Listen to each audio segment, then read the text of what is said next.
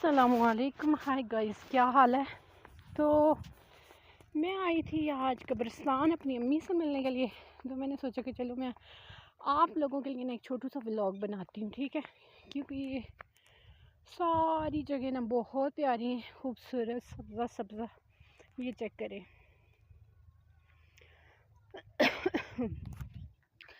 اور جو مجھے چیز اچھی لگتی ہے وہ ہے یہ چیک کریں، سرسوں ماشاءاللہ. وہ ہے جی یہ سورج.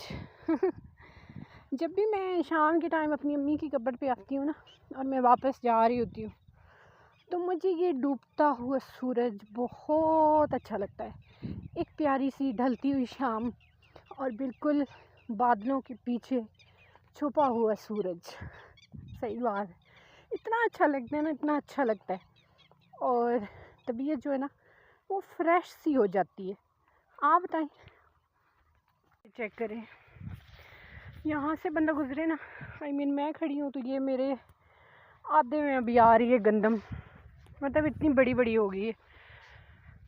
تو پہلے بارشیں نہیں ہوئی تھی تو اتنے فصل اچھے نہیں تھے، بٹ اب بارشیں ہو گئی ہیں نا تو اب فصل بہت اچھے ہو گئے. اللہ پاک جن کے ہیں نا ان کو نصیب کرے، آمین.